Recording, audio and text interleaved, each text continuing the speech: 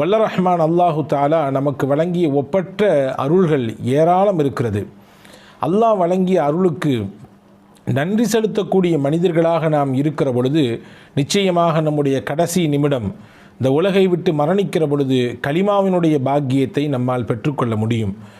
நாம் கேட்டு கிடைத்த அருள் என்பது இருக்கலாம். வாழ்க்கையிலே கேட்காமலேயே பல அருளை அல்லாஹ் நமக்கு தந்திருக்கிறான். பல்வேறு நியமத்துகளை தந்திருக்கிறான். அதிலே முக்கியமானது, பிரதானமானது, நாமெல்லாம் அல்லாஹ் என்று இறைவனை ஒருவன் என்று ஏற்றிருக்கிறோம். இறை தூதர் முஹம்மது நபி ஸல்லல்லாஹு அலைஹி வஸல்லம் அவர்களுடைய தூதுத்துவத்தை ஏற்ற ஒரு ஈமானை பெற்ற இறை நம்பிக்கையாளர்களாக இருக்கிறோம். அன்பிற்குரியவர்களே, இது ஆகப்பெரிய கிருபை, ஆகப்பெரிய நிஅமத், அருள். பொதுவாகவே நன்றி செய்கிற பொழுது மென்மேலும் உங்களுக்கு நாம் கொடுத்த அருளை அதிகரித்து தருவோம் என்று அல்லாஹ் சொல்கிறான். நமக்கு கிடைக்கப்பட்ட ஈமானினுடைய அந்த அருளுக்கு சதாவும் ஒவ்வொரு நாளும் நாம் அவனுக்கு நன்றி உபகாரத்தோடு இருக்கிற பொழுது ஈமானோடு மரணிக்கின்ற பாக்கியத்தையும் அல்லாஹ் தருவான். நமக்கு பின்னால் இருக்கக்கூடிய சந்ததிகள், நம் குடும்பத்தை சார்ந்தவர்கள், நம்முடைய உறவுக்காரர்கள், நம்முடைய பின்னால் வரக்கூடிய தலைமுறைகளுக்கெல்லாம் ஈமான் நசீபை அல்லாஹ் தருவான் என்று பெருமக்கள் நமக்கு சொல்லித் தருகிறார்கள். திருக்குரானிலே அல்லாஹ் சொல்லுவான் தானே, ல இன் ஷக்கர்த்தும் ல அஸீதன்னக்கும், நீங்கள் உங்களுக்கு கிடைக்கப்பட்ட அருளுக்கு நன்றி உணர்வோடு வாழ்வீர்களேயானால் உங்களுக்கு கொடுத்த அருளிலே இன்னும் அதிகரித்து தருவோம். வல இன் கஃபர்த்தும், நீங்கள் நன்றியை மறப்பீர்களேயானால், நன்றியை விட்டு அப்பாற்பட்டு வாழ்வீர்களேயானால் உங்களுக்கு லயின் கஃபர்த்தும் இன்ன அதாபீல ஷதீத், என்னுடைய வேதனை மிகவும் கடுமையானதாக இருக்கும் என்று ரப்புல் ஆலமீன் அல்லாஹ் சொல்லித் தருகிறான். அன்பிற்குரியவர்களே, இந்த நூலிலே நாம் ஜுல்ஃபிகார் நக்ஷபந்தி தாமத் பரக்காத்துஹும் அவர்கள் தொகுத்த 10 விதமான ஆலோசனைகள் என்ற நூலின் மொழியாக்கத்திலே இருந்து சில விஷயங்களை தான் நாம் பார்த்து வருகிறோம். அந்த நூலிலே ஹஜ்ரத் ஜுல்ஃபிகார் நக்ஷபந்தி ரஹிமஹுல்லா அவர்கள், தாமத் பரக்காத்துஹும் அவர்கள் சொல்கிறார்கள், நன்றி உணர்வோடு வாழக்கூடிய மனிதராக நாம் இருப்பதற்கு நாயகத்திடத்திலிருந்து சில பாடங்களை எடுத்துக்கொள்ள வேண்டும். நபிகள் நாயகம் ஸல்லல்லாஹு அலைஹி வஸல்லம் கற்றுத்தந்த ஒரு பிரதானமான பிரார்த்தனை தான் ரதீத்து பில்லாஹி ரப்பா ஒபில் இஸ்லாமி தீனா ஒபி முஹம்மதின் ஸல்லல்லாஹு அலைஹி வஸல்லம் நபிய்யம் வ ரசூலா. ரதீத்து பில்லாஹி ரப்பா, அல்லாஹுவை நான் ரப் என்று, எஜமானன் என்று பொருந்திக் கொண்டேன். ஒபில் இஸ்லாமி தீனா, எங்களுடைய மார்க்கமாக இஸ்லாத்தை நாங்கள் ஏற்றுக்கொண்டோம். ஒபி முஹம்மதின் ஸல்லல்லாஹு அலைஹி வஸல்லம் நபிய்யம் வ ரசூலா, முஹம்மது நபி ஸல்லல்லாஹு அலைஹி வஸல்லம் அன்னவர்களை நபியாகவும் ரசூலாகவும் நான் சம்மதித்தேன், அவர்களை நான் பொருந்திக் கொண்டேன் என்று பொருள்பட இருக்கக்கூடிய இந்த துவாவை எவர் ஓதி வருகிறாரோ அவர் நன்றி செலுத்தியவராக ஆகுவார் என்பதை ஹஜ்ரத் ஜுல்ஃபிகார் தாமத் பரக்காத்துஹும் அவர்கள் இந்த நூலிலே நமக்கு தருகிறார்கள். அன்பிற்குரியவர்களே, நன்றி உணர்வோடு இருப்பதற்கு இன்னொரு வழியையும் நமக்கு இந்த நூலிலே அவர்கள் கற்றுத்தருகிறார்கள். நம்முடைய வாழ்நாள் வயது இருக்கலாம், 30 இருக்கலாம், 40 இருக்கலாம், 60 கூட இருக்கலாம், ஏன் முதிர்ச்சி அடைந்து 70, 80களில் கூட நாம் வாழ்ந்து கொண்டிருக்கலாம். எத்தனை ஆண்டுகள் வாழ்ந்தாலும் நாம் வாழும் காலம் வரை நம்முடைய இருப்பு இந்த நிமிடத்தில் இப்பொழுது இருக்கிறோமே, இந்த நொடி பொழுது இதுவரை நமக்கு கிடைக்கப்பட்ட எல்லா விஷயங்களும் அல்லாஹ்வின் அருளை கொண்டே கிடைக்கப்பட்டது. எனக்கு கிடைத்த செல்வம், எனக்கு கிடைத்த அந்தஸ்து, எனக்கு கிடைத்த கல்வி, எனக்கு கிடைத்த பொருளாதாரம், எனக்கு கிடைத்த சமூக அந்தஸ்து, எனக்கு கிடைத்த சிறப்பு என்று என்னுடைய வாழ்வியலோடு தொடர்புடைய அத்துணை விஷயங்களும் யார் மூலம் கிடைத்தது? அல்லாஹுவின் மூலம்தான் கிடைத்தது. இனிவரும் காலங்களில் என்னுடைய வாழ்க்கையின் பிற்பகுதி, நான் 30 வருட காலம் நான் வாழ்ந்து இப்பொழுது 31வது வயதில் இருக்கிறேன், அல்லது 40 வயதில் இருக்கிறேன், அல்லது 60 வயதில் இருக்கிறேன். இனி என் ஹயாத் முடியும் வரை, என்னுடைய வாழ்க்கையின் கடைசி வரை கிடைக்கக்கூடிய விஷயமும் அல்லாஹ்விடத்தில்தான் கிடைக்கும் என்ற நம்பிக்கையோடு ஒருவர் அந்த நிலைப்பாட்டை வெளிப்படுத்தக்கூடியவராக இருப்பாரேயானால் நிச்சயமாக அவரும் நன்றி உணர்வு மிக்கவர் என்பதை பெருமக்கள், குறிப்பாக ஹஜ்ரத் தாமத் பரக்காத்துஹும் ஜுல்ஃபிகார் தாமத் பரக்காத்துஹும் அவர்கள் சொல்கிறார்கள். அன்பிற்குரியவர்களே, என்னுடைய திறமையாலோ, என்னுடைய கல்வி அறிவினாலோ, என்னிடத்தில் இருக்கக்கூடிய செல்வ செழிப்பினாலோ, என்னிடத்தில் இருக்கக்கூடிய அதிகாரத்தினாலோ, என்னிடத்தில் இருக்கக்கூடிய பலத்தினாலோ எதுவும் கிடைக்கவில்லை, எல்லாம் அல்லாவின் அருள் என்ற எண்ணத்தோடு ஒருவர் தன்னுடைய வாழ்வை அமைத்துக் கொள்வாரையானால் அவரும் நன்றிக்குரியவர், நன்றி செலுத்தியவராக இருப்பார் என்பதை ஹஸரத் ஜுல்ஃபிகார் தாமத் பரகாத்துஹும் அவர்கள் சொல்லித் தருகிறார்கள். அன்பிற்குரியவர்களே, எனவே நன்றி உணர்வோடு வாழ வேண்டும். அது நம்முடைய கடைசி நிமிடத்திலே கலிமாவின் பாக்கியத்தை நமக்கு பெற்றுத்தரும். ஹஸரத் ரசூலுல்லாஹி ஸல்லல்லாஹு அலைஹி வஸல்லம் அன்னவர்கள் சொல்லக்கூடிய ஹதீஸ் பதிவு செய்யப்பட்டிருக்கிறது தானே, நாம் எல்லாம் பல தடவை கேட்டிருப்போம் தானே. முஸ்லிம் ஷரீஃபிலே வருகிறது, ரசூலுல்லாஹி ஸல்லல்லாஹு அலைஹி வஸல்லம் சொல்வார்கள், அபூதருல் கிஃபாரி ரலியல்லாஹு அன்ஹு அவர்களுடைய அறிவிப்பு, குல் யுஸ்பிஹு அலா குல்லி சுலாமா மின் அஹதிக்கும் சதகா.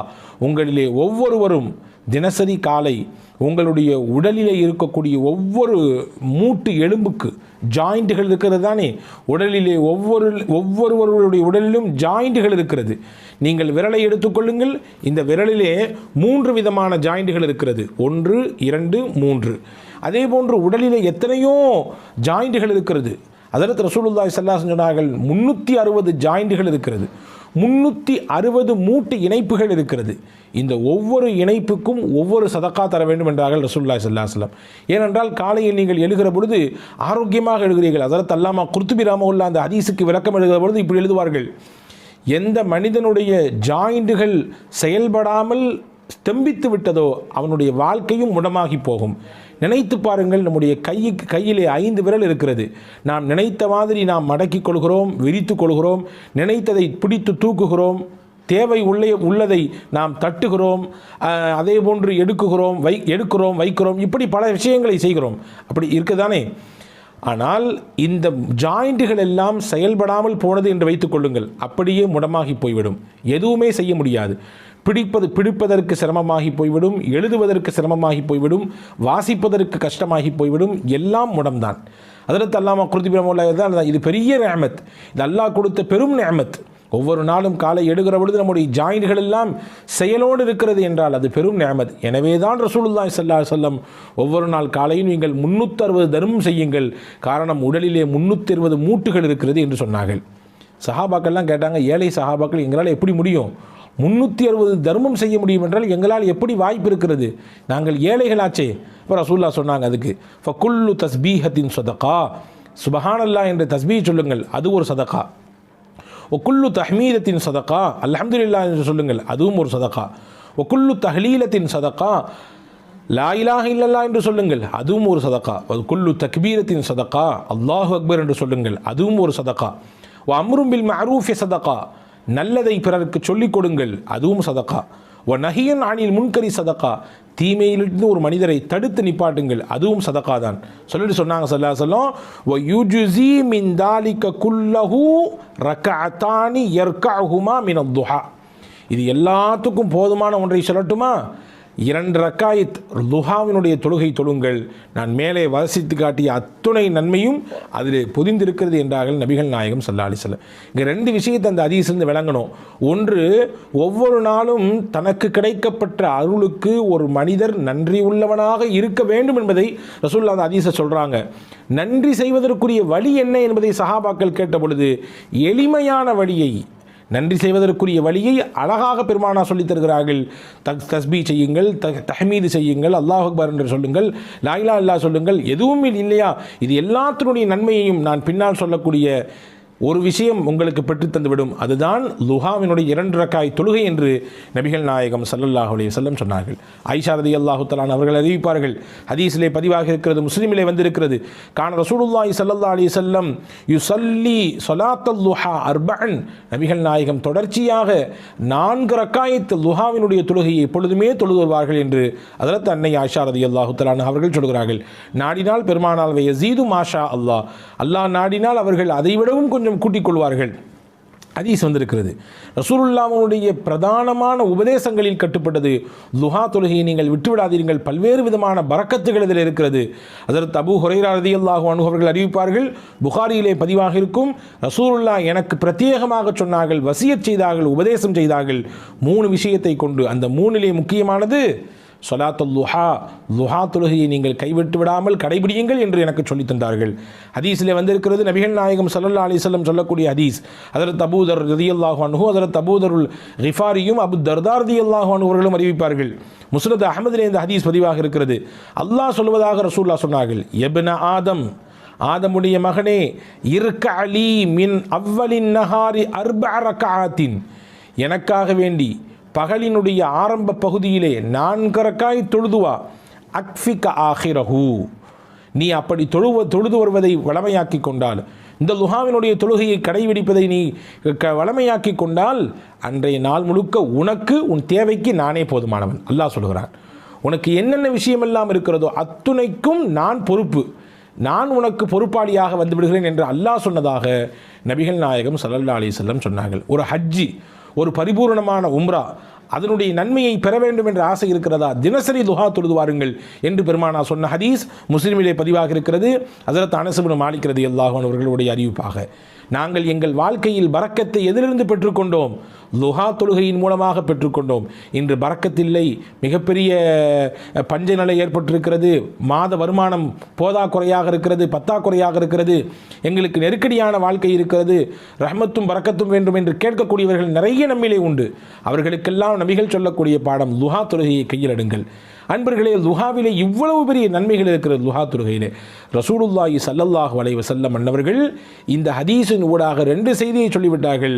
ஒவ்வொரு நாளும் அல்லாஹ் உங்களுக்கு வழங்கியிருக்கக்கூடிய அருளை நீங்கள் மறந்து விடாதீர்கள், அவனுக்கு நன்றி செய்து கொண்டே இருங்கள்.